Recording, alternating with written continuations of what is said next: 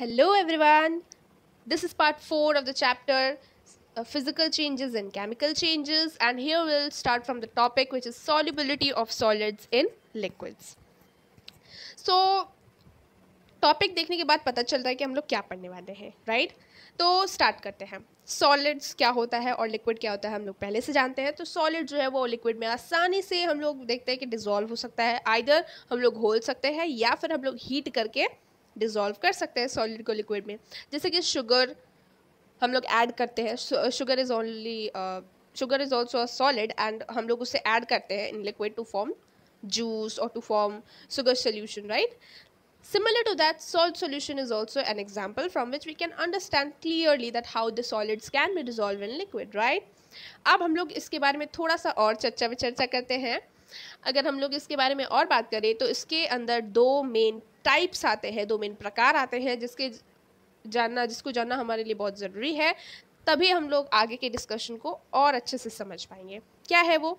पहला है solute and दूसरा है हमारा सॉल्वेंट. तो स्टार्ट करते हैं सॉल्यूट से कि सॉल्यूट क्या होता है भाई. कभी आपने कोई सब्सटेंस देखा है, जैसे कि हम लोग सब्सटेंसेस को ऐड करते हैं इन अ सॉल्वेंट, ठीक है? तो जो कम अमाउंट में डाला जाता है एक सोल्यूशन के अंदर, जैसे कि शुगर, अगर हमारे पास पानी है लिक्विड तो हम उसमें सॉल्यूट यानी कि शुगर को ऐड करते हैं to make sugar solution. Similar to that salt solution में पानी है हमारे पास, हम उसमें सॉल्ट को डालते हैं. तो यहाँ पे सॉल्ट, शुगर, जो भी सब्सटेंस हम ऐड करते हैं, ठीक है, सोल्यूशन में, तो that substance is only called as the solute. समझ में आया? बहुत आसान पार्ट है सॉल्यूट और सॉल्वेंट का, बहुत अच्छे से समझ में आ जाता है, ठीक है? बट यहाँ पे बहुत से लोग कंफ्यूज जाते हैं, तो इसलिए ध्यान देने की जरूरत है, बस, और कुछ नहीं, ठीक है? तो the substance which is dissolve in solvent in laser quantity is called solute. ये solute का definition है. For example, in sugar solution, sugar is the solute. Now we'll talk about solvent. The substance in which solute is dissolved in higher quantity is called solvent. यानी कि solvent क्या होता है?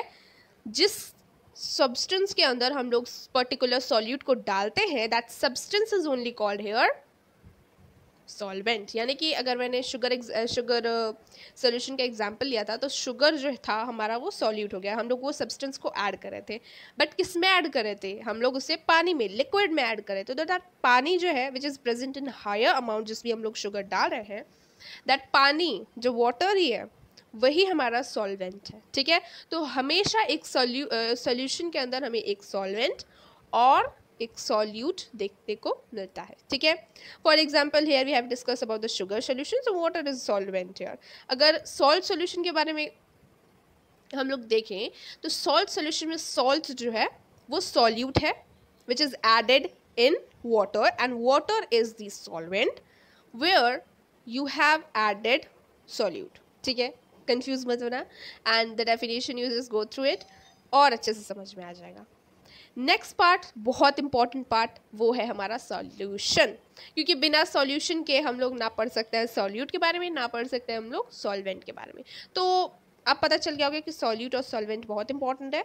So now what is the solution is? तो solution is the substance in which you add solute and solvent. That is only solution called, ठीक है? Solution वो होता है जिसमें हम लोग सॉल्यूट को ऐड करते हैं और सॉल्वेंट को ऐड करते हैं, डिसॉल्व करते हैं, ठीक है? Definition is given, the substance in which the solute is dissolve in solvent is called solution. For example salt solution, sugar solution, both are the example of a solution.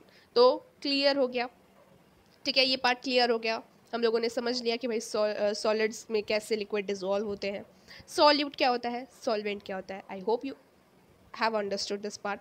Now moving to the next part related to this topic, that is solution. Solution के बारे में थोड़ा सा और पढ़ते हैं और जानते हैं solution के बारे में, ठीक है? क्योंकि हम लोग इसी के बारे में पढ़ने वाले हैं इस चैप्टर में. So solution के टाइप्स होते हैं. कितने टाइप्स होते हैं? 3 टाइप्स होते हैं. सबसे पहले हम लोग क्या पढ़ने वाले हैं? सबसे पहले हम लोग पढ़ने वाले हैं अनसैचुरेटेड सोल्यूशन. अनसैचुरेटेड सोल्यूशन में होता क्या है? क्योंकि इसे समझने के लिए, सॉल्यूशन के टाइप्स को समझने के लिए बहुत इंपॉर्टेंट है कि आप लोग सॉल्यूट और सॉल्वेंट के बारे में अच्छे से समझ लो। तो जिससे भी नहीं समझ आया है एक बार वीडियो को आगे करके देख लो, समझ लो, ठीक है। नहीं तो उससे क्लियर किए बिना हम लोग ये वाले पार्ट नहीं पढ़ पाएंगे, ठीक है। सो अनसैचुरेटेड सोल्यूशन क्या होता है? जो भी सोल्यूशन में हम लोग देखते हैं, बहुत से सोल्यूशंस होते हैं, शुगर सोल्यूशन ही है नहीं, वाटर सोल्यूशन ही नहीं, और भी बहुत सारे सोल्यूशंस होते हैं।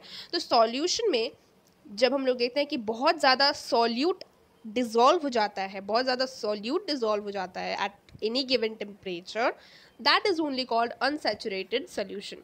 तो ऐसा सोल्यूशन जिसमें सॉल्यूट जो है ज़्यादा अमाउंट में प्रेजेंट होता है, उसे हम लोग अनसैचुरेटेड सोल्यूशन कहते हैं। समझ में आया?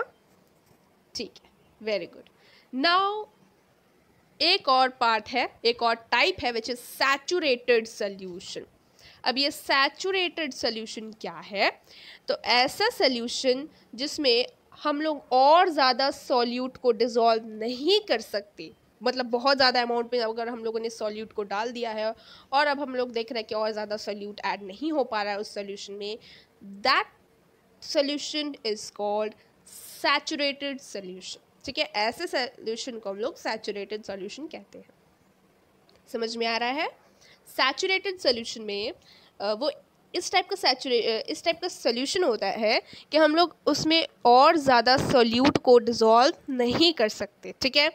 So definition if you loss, solution in which no more solute can be dissolved at a given temperature is called saturated solution.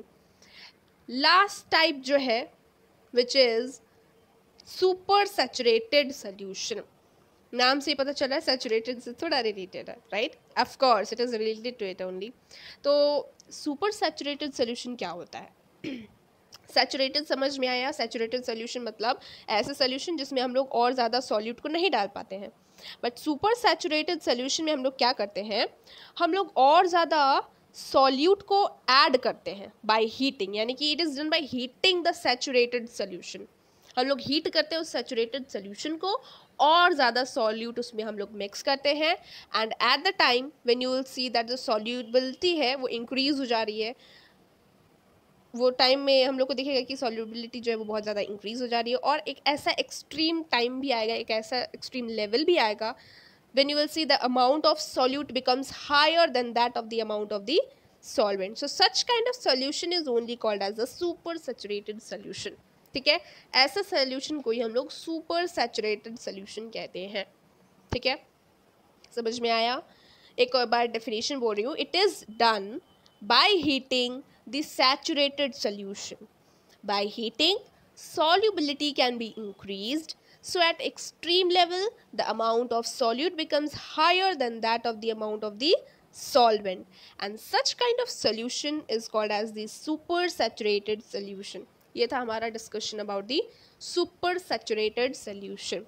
I hope you have understood whatever I have explained. ये topic बहुत छोटा सा था और इसे मैं इसी video में कवर अप करना चाहती थी।